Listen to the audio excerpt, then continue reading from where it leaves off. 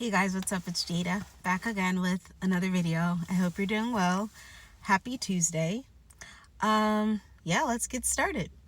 I was reading the book of Judges, which talks about Samson and Delilah, and I've always heard about their story growing up, but would you believe that I've never actually read their story before? It's actually a very sad story, so I encourage you to read up on the relationship between Samson and Delilah.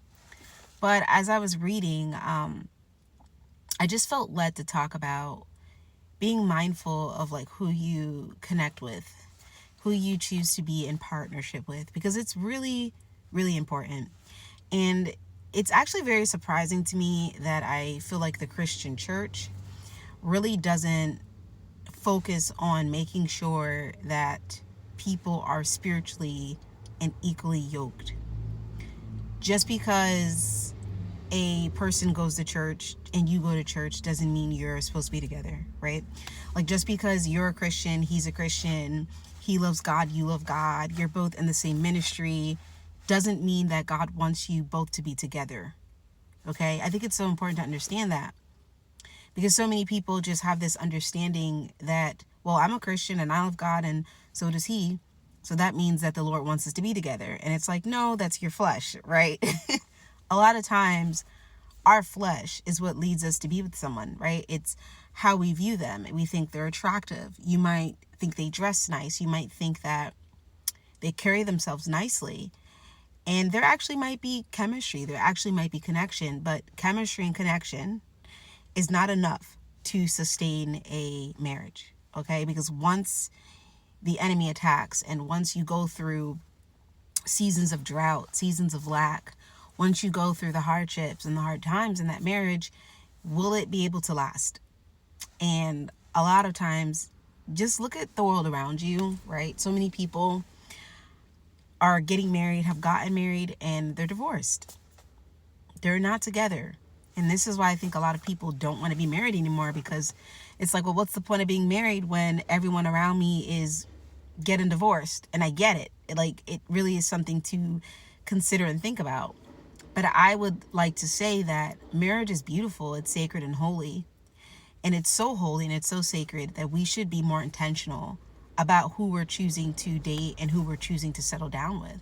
So, okay, let's get to the story of Samson and Delilah, because it is such a fascinating story. So if you don't know, Samson was like a man of great strength, okay? And an angel of the Lord came to his mom, who was barren at the time, and told her, like, hey, listen, you're going to get pregnant with a son. And he's is going to be very strong. And basically she had like a set of rules of like things she had to follow to make sure that he was going to be the man that God, wanted him to be. They followed these rules and Samson grew strong. His hair grew super long. And he was in my opinion, I feel like he was a very arrogant type of guy, Like if you read his story, he kind of was arrogant and cocky, but who wouldn't be? The dude was like super strong. He literally tore open a lion with his bare hands. I would probably be arrogant too. Just saying. Okay, so fast forward, long story short, let's skip past everything. He meets Delilah and he falls in love with Delilah. And Delilah was a Philistine woman, or Philistine, however you want to pronounce that. And Samson was an Israelite. He was a Jew. And this is so interesting to me, right? Because in Deuteronomy, God actually tells the Israelites, do not intermarry with these people. Don't give your sons to them. Don't give your wives to them, because these people are going to pull you away from your God. So the Philistine people were literally an enemy of the Jews. And yet Samson, who knew this, because I'm sure he knew this, still decided to fall in love with this woman who was an enemy of his people and an enemy of his self. Okay, that really struck me, right? Because a lot of times, what do? We get with people that we know aren't good for us. Like God will literally tell you in a dream, in a vision, through his word, through people, don't get with this person. This person is not going to be good for you. They're going to destroy you. Like some of us have actually gotten the full future rundown of what this relationship would look like if we partner with this person. And because we're so desperate for love, or because we're lonely, or because we really like this person, we kind of think that it's going to work out anyway. I'm here to tell you it's not. Like, trust the signs that God is giving you. If God is telling you, don't date this person, don't marry this person, don't talk to this person, you shouldn't do it. You should not do it, okay? Because God is trying to save you and protect you from being hurt. And even in the situation with Samson, that law that God gave the Israelite people was for their protection. And look what happened when Samson did not listen. His own parents actually tried to persuade him and encourage him to date a Hebrew Israelite woman, right? And he was like, no, he wanted to be with these Philistine women. So that's who he wound up getting with. And in the end, she was used against him to destroy him and take his life. But before even taking his life, she stripped him of the blessings and the gift that God gave Samson. And this is so vital to understand, because the people that we choose to connect with, okay, in the beginning, it's sweet, it's nice, it's the honeymoon phase, everything is great. Oh, I love him, he treats me good, he buys me flowers, he makes me feel seen, and and then, like, while you're going further into the relationship, you start losing yourself, okay? You've realized that you're not really operating in your gifts as you could be. The skills that maybe you once had before you're with this person, it's like dormant, okay? That's not by accident. That is done on purpose. The enemy is literally trying to sift you as wheat, okay? And he's going to use people, specifically relationships. Like, relationships are the number one way that the enemy can get you to be off the path of God. Like, I'm telling you, like, if the enemy can get you to fall in love with someone that you're not supposed to be connected to, it's a wrap. Like, he's got you where he wants you. I'm telling you straight up. Like, if he can get you to be in a relationship with someone you're not supposed to be in a relationship with, mind you, this person does not have to be toxic. Like, they don't have to be like Delilah per se. They could just be not for you, right? It doesn't mean that he's abusive. It doesn't mean that he's going to cheat on you. It doesn't mean that he's going to do things that are completely dysfunctional. But he may not be able to help you get to your purpose. He may not even be able to help you steward your purpose, right? So maybe you're led to, like, be a missionary and travel around the world to preach the gospel. That's like the purpose that God has for you. But you wind up settling for a man who doesn't understand that call on your life. So you're filling this pool. I need to, like, travel the world. Like, I need to preach the gospel. And he's just like, no, like, you got to be a wife. You got to be home with me. How you going to be out here going here, there, and I'm home alone? You see what I'm trying to say? There becomes a disconnect, okay? And it's not equally yoked. And just like Samson and Delilah, they clearly were not equally yoked. He had a call on his life, a purpose, okay? And God used him and used his strength to take down the Philistine people. That's why it doesn't make sense that he got with a woman who was an enemy of his people. Like, he was literally murdering her people the entire story, and yet fell in love with that same woman of the people he was destroying and that God used him to destroy. It just doesn't make sense. God wants you to use wisdom and to be intentional with who you choose to date and choose to fall in love with. And I know we use an excuse like, oh, we can't help who we fall in love with, and we can't help who we choose to like. Yes, we can. Yes, we can. Because you don't have to open up yourself in that way to people. You are in control of your own life, your own emotions. God actually tells us to guard our hearts. So you don't have to open that door to this man.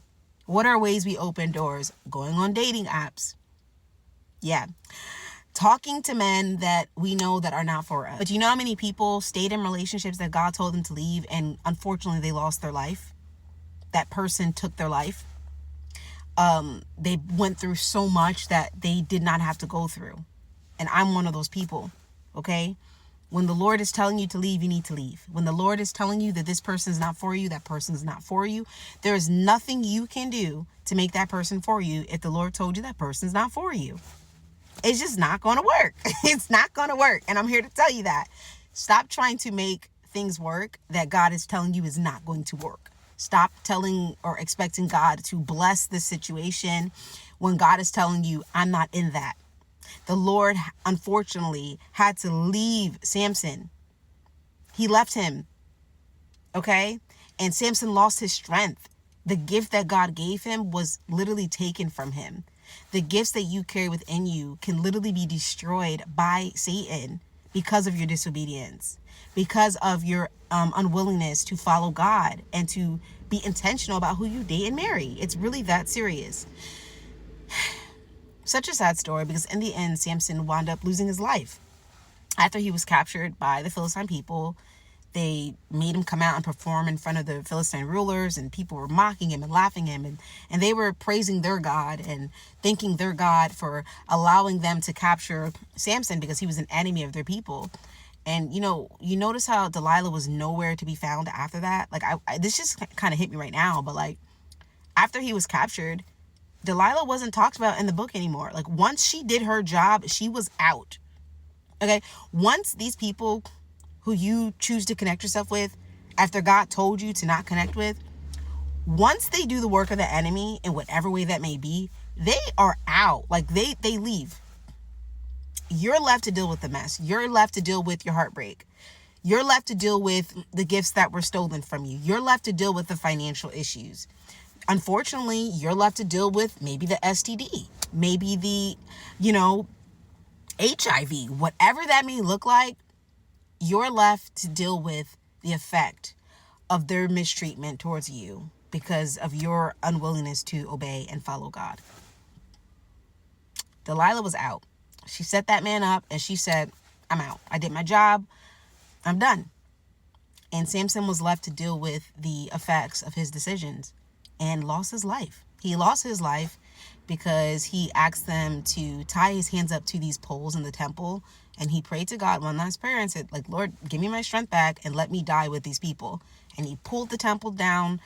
Everything fell down. He lost his life. And he, took everyone's life in that temple. They said that he killed more people in that time, in that moment, than he did in his life. In the end, the Lord did allow him to be vindicated because the Lord gave his strength back. But it just is a sad story because it shows that when we don't obey God and when we choose to partner with people that the Lord is telling us to not partner with, the end is not good. And I'm not saying you're going to lose your life. I'm not saying that. But I'm saying that you have to be intentional about who you're partnering with, about who you're choosing to give your heart to. Because you may not know the inner motives of that person. You don't know the spirits that are working through that person that you're talking to. They might seem innocent and they may actually start off that way, but because there's open doors and because they're not living a repentant life, if they're not, there's so many ways that the enemy can get in to influence this person to become your enemy. Like, it's a real thing. And I just felt so led to talk about that today. Be mindful of who you're dating. Be mindful of who you're giving your time to. Be mindful of who you're allowing access to in your life, because just like that, things can spiral and go in a way that you did not want it to go. And you have to start all over and rebuild your life again and deal with the consequences of your decision. And that's not always an easy thing to deal with. Okay? So, yeah, that's the word that I wanted to put out today. I hope it's blessed you. If you have anything to say, comment below. Enjoy the rest of your day, and I will talk to you soon. Bye.